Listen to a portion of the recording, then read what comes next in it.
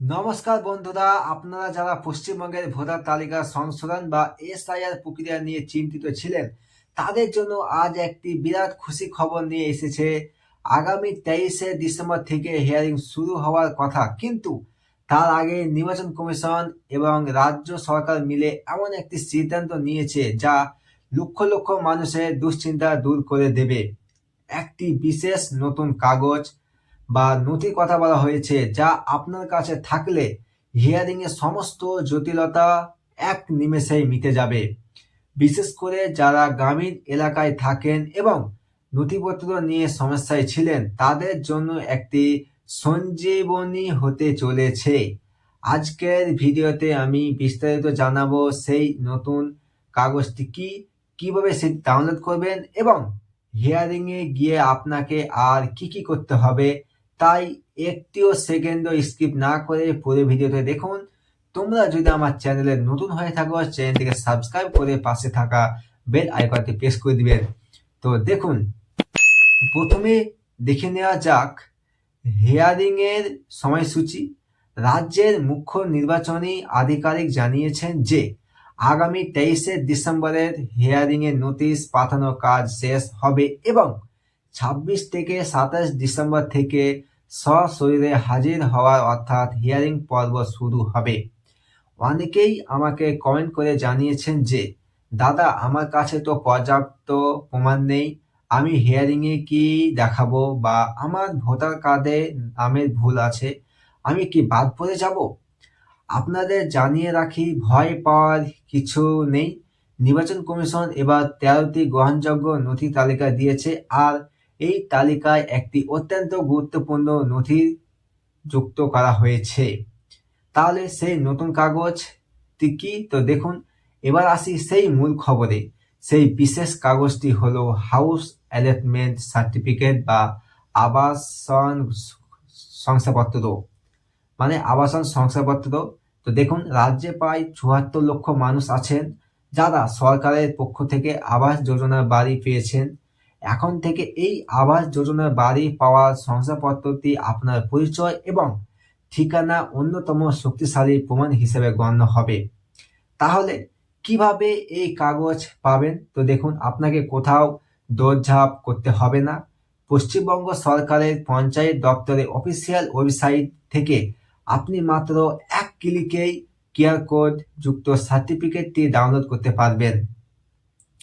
তাহলে দেখুন যে এই সার্টিফিকেটের ডিজিটাল সিগনেচার এবং কিউআর কোড থাকায় এটি হিয়ারিং এর সময় প্রামাণ্য দলিল হিসেবেও 100% গ্রহণযোগ্য হবে। আপনার যদি অন্য কোনো নথিতে সমস্যা থাকেও, এই একটি কাগজ আপনার ভোটার অধিকার সুরক্ষিত করতে যথেষ্ট। তাহলে খুশি খবর আরও আছে বন্ধুরা। বিএলওদের জন্য একটি নতুন অপশন যুক্ত করা হয়েছে, যার নাম হচ্ছে লজিক্যাল ডিসক্রিপেন্সি। এর মানে কি? যদি আপনার ভোটার কার্ডে সামান্য নামের ভুল বা বাবার নামের ভুল থাকে, তবে বিএলওরাই আপনার বাড়ি গিয়ে বা ফোনের মাধ্যমে আপনার আসল নথি, যেটি দিয়ে আপনি সংশোধন করেছিলেন, সংগ্রহ করে তা অ্যাপে আপলোড করে দেবেন। এক্ষেত্রে আপনাকে আর কষ্ট করে হিয়ারিং এর সেন্টারে যেতে হবে না। বিএলওরা ভেরিফিকেশন কমপ্লিট করে দিলেই আপনার কাজ শেষ। তাই বিএলওদের ফোন এলে বা তারা বাড়িতে এলে অবশ্যই সঠিক নথি নিয়ে সহযোগিতা করুন।